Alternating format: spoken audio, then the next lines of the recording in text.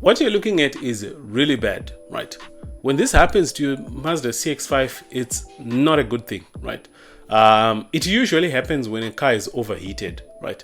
And what's going to happen is you're going to try to keep on, putting coolant. You're going to try to change the radiator cap, but you're just going to see the vehicle spill that coolant all over the cover over and over and over again, and the problem never seems to go away. The only way it's going to go away is when the engine has been taken apart and the head has been redone, or when you've bought a new engine, either of which is not going to be a cheap fix, right? By me making this video, I'm hoping that I'll be able to save you thousands of dollars, right? Or similar damage as it may happen to you, as we're noticing that a lot of people are struggling or are finding themselves in such a situation. Right now we're in winter, so the problem is going to be a bit less. But as you go into summer, you're going to find out that this occurrence is an issue. You sit down with a number of CX5 owners, you get to see that before they've even done 6 months with the car, or before they've even done a year with the car, some of them are now on their second engine, some of them are now going to their third engine or something like that. Now, most of the times this problem can be prevented, and I'm a firm believer of prevention being better than cure, right? So if you've got a friend who's got a Mazda CX5, if you've got or if you're planning to buy a CX5 yourself, you may want to tag somebody, you may want to save this video to your wall, or you may want to bookmark it for later, because I think I may well be able to save you thousands of dollars that you may have to pay just because nobody told you, or you never knew about it. So let me start by introducing myself. My name is Cromwell from the DPF team. We're a company that specializes with emission systems. Right, you've seen several videos that we have produced over the years where we were talking about emission systems and so forth. Now, some of our customers happen to drive Mazda CX5s, and for the past 3 years, we've seen people struggling with these CX5s with that issue of cooling. Somebody buys, like previously, the customer who bought a car from Messina, before he even got to Harare, his car was in that situation where it is, overheated and so forth and so forth and so forth. And such is the thing, on a weekly basis, we get up to 4 calls. People who are calling us saying, look, I'm in Lusaka, or I'm in Tunduma, my car is doing this, or my car is spilling coolant, or now it doesn't. It sounds like it's got a knock sound, right? Because that's what happens. You keep hammering it where it's already spilling out the coolant, where it's already showing you that it once had an overheat situation. What's going to happen is you're going to develop a knock condition, right? That's what's going to happen to the car. So I'm excited about telling you what we've been doing for people. Remember, I already told you that prevention is better than cure. But before I tell you about what we've been doing here at the DPF team, I want to tell you what you can do yourself. And prevent such a scenario where your vehicle is overheating, you are having these issues where you have to buy a new engine, right? So let's get into the issues. I think by yourself already you might have noticed this. If you look inside the gauge cluster for the Mazda CX5, you will notice that there is no water temperature gauge. If you get into a RAV4, if you get into a Hilux, X-Trail, any other car, right, there is going to be a water temperature gauge that tells you that, things are now getting bad, right? You see the needle going up, it tells you things are now getting bad. With the CX5, you're going to see a blue light and a red light, right? Of which, when you see the red light, things are already too late, right? So anything in between blue and red, there is nothing to indicate to you that, things are not doing so well. Things are not going so well, right? So that's a major issue now, which is why I've come up with these 5 points, right? The first one, I say, carry the car, right? Carry the car, simple as that.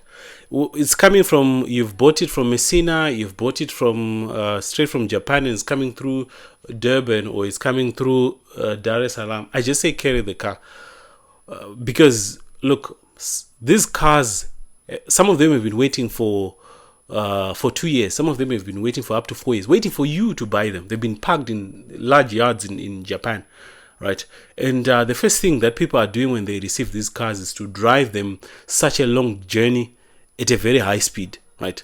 Now, I know someone will say, oh, but look, isn't it better if I just do a service and then I drive?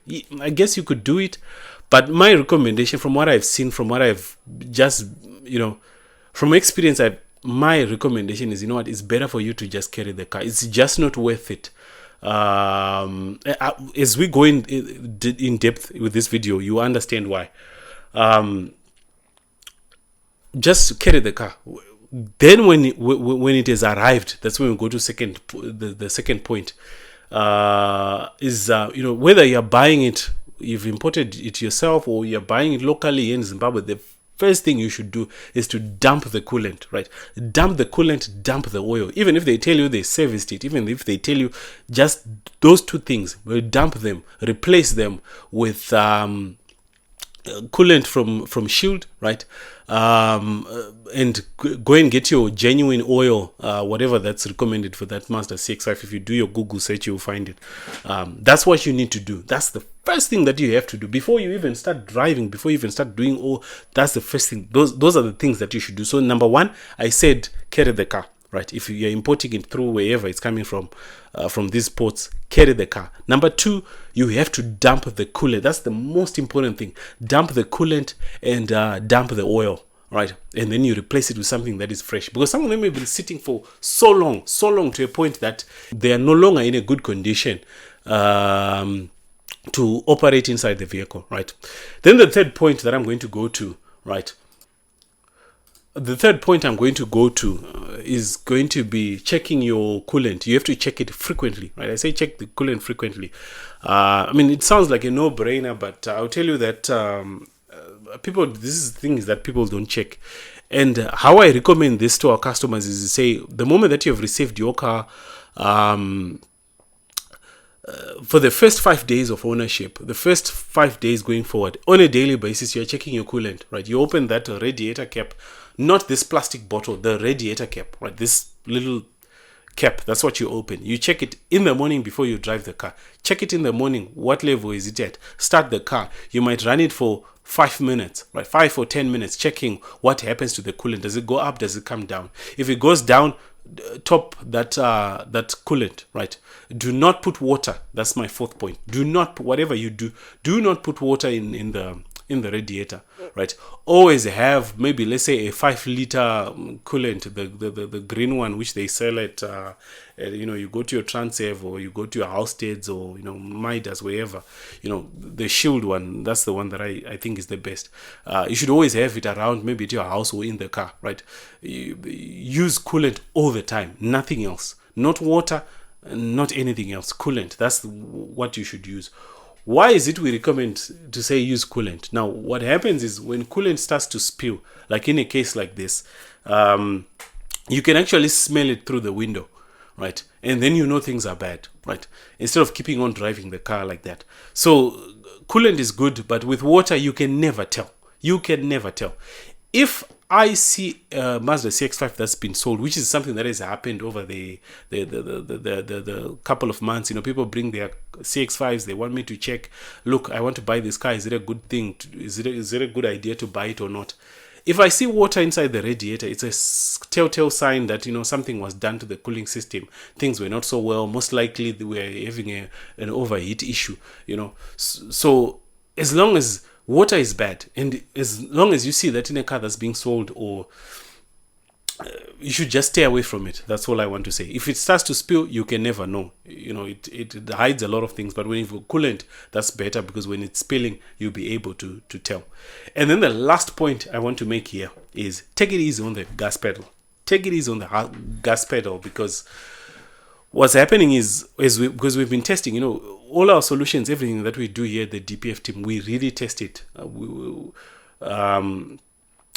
And what we have seen is that every time you are pressing the gas pedal, every time you really press the gas pedal hard on the Mazda Cx5, accelerating from, let's say, 40 kilometers per hour to 120 or 100 kilometers per hour, the coolant picks up about 7 degrees. right? So you can imagine if the coolant was operating at a very high temperature and you're accelerating so hard like that, definitely it's going to pick up so much temperature to a point that it gets to the very dangerous levels of damaging the engine. So all I want to say is take it easy on the gas pedal. These are 5 things that you can do, 5 points that you can implement yourself, without going to someone to pay to try to get information about the car. This is information that I'm just putting out there, things that we have seen based on what we have been seeing others, problems others have been going through with the Mazda Cx5, and I'm saying just for you to understand this, probably that can actually help you prevent an issue of engine damage. Now, going to the issue that I was saying I'm excited to tell you about, what we are now able to do with these Mazda Cx5s, because we have been seeing all these cooling issues, and to ourselves we're saying, look, is there a way? Because at one point we decided to say, look, we're going to put an aftermarket gauge, right? Put an aftermarket gauge, sell an aftermarket gauge where you can put on your cluster, and then it tells you what the temperature is like. But then again, I realized that a number of people, they don't like a car which has got funny things all over the dash, or it might look like a helicopter, like what my wife says. I've got a car which has got those gauges. We use it for race, and she most of the times doesn't like to drive in it because she says, well, your car looks like a helicopter. I like it because it feels racy and so forth, but not many people like it.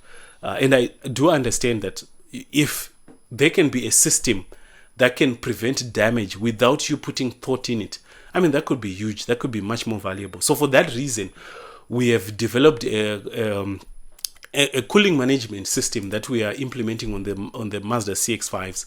Because as we're testing, we noticed that temperatures that go above 97, when you see a Mazda Cx5 with temperatures above 97 degrees Celsius, usually they never come down. When they go up there, it shows things really start to get bad.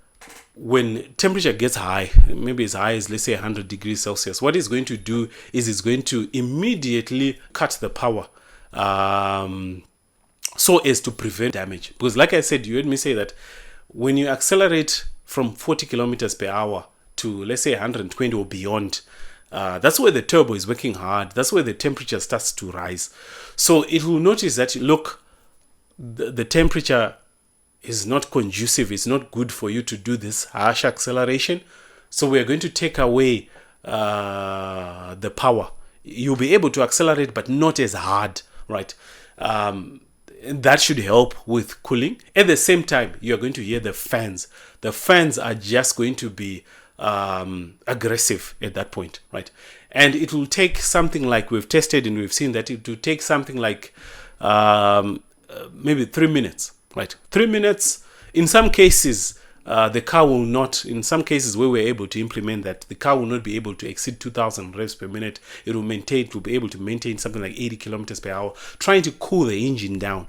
When the engine is cooled down, you can actually feel it in your pedal that, you know what, I've got my full power, and you'll be able to go. So that's what we've been doing for our customers here. This is actually working very well, right? I'm going to take you to a demonstration vehicle which is in our garage, and I'm going to show you how the system works. And if this is something that you want implemented on your vehicle, we'll be very happy to do that for you. And all you just have to do is to get in touch with us. You know, you see the numbers in the description below. Get in touch with us. For some of our customers who we have helped with emission systems, contact me right away. This is something that has to be done on your vehicle. Contact me right away, and let's get this done for your car. It's better for the car, for us to do this, prevent damage, because like I said, these engines are very expensive. You're going to pay anything between $2,700 to $3,500. That's how much you're looking at to replace that engine. And if we can try to save you, that's even better. If the car itself can try to help you by preventing that further damage, that is actually huge. Because a number of people, some people, they just drive. They don't have time to look for temperature. They don't have time to check all these things. All they do is just to drive. Now, if already you've experienced an issue of overheating, unfortunately, this is not going to help.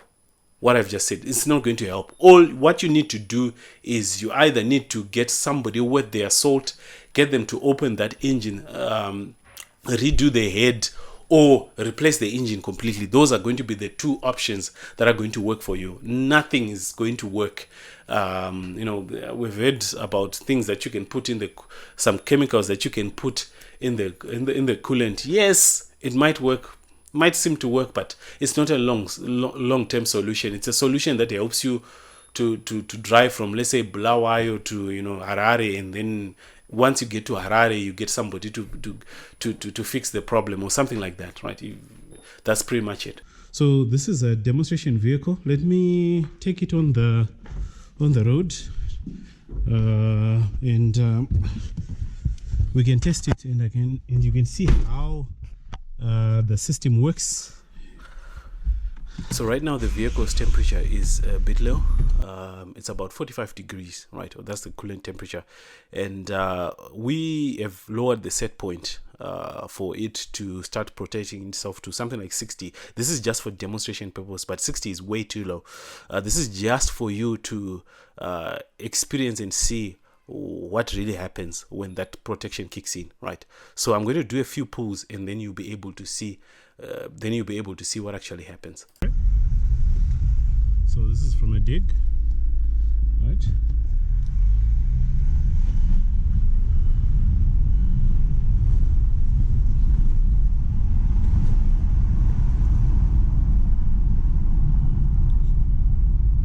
So that's just like that. So we are able to get to speed. So at the same time, the coolant is warming up.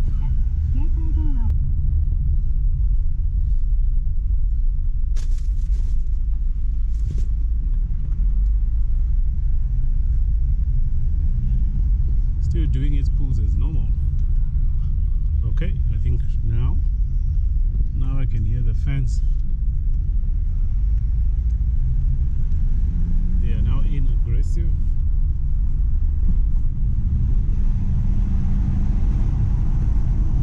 Okay, now it's mad. So at this point it realizes, look, we've reached the temperature, the set point, so it won't give me power. So you can see the acceleration now. It's now weak. Weak acceleration. So let's do it one more time.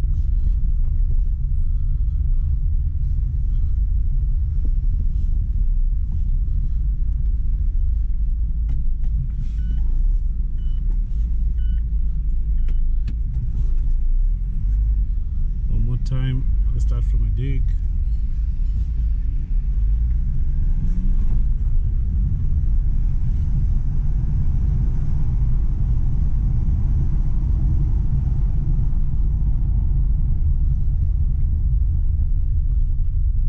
So now it's not accelerating as it was before. You can hear the fans have kicked in hard. Let me just park on the side of the road. This is how you know that it's protecting itself, right? So now even the way that it revs becomes weak. And listen to that.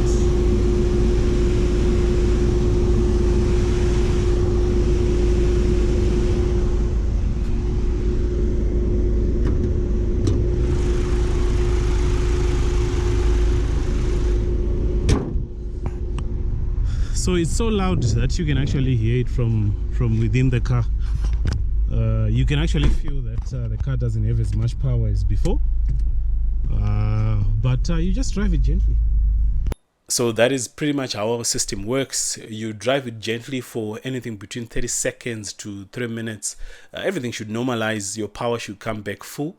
And all this is to prevent damage, because we've seen that harsh acceleration makes the car pick up anything between 6 to 7 degrees. So doing this would definitely help you with preventing any damage that might actually happen to your engine, because it will only allow you to do an aggressive pull if the temperatures are right for you to do so. So we can even vary how the system will work depending on where you come from. We may even make it even more aggressive for somebody who stays in Kariba, in Beitbridge, for example. All that trying to just give you an extra cushion to protect your engine. So that's pretty much it. So you can get a hold of us and in the numbers that are above. Thank you so much for watching.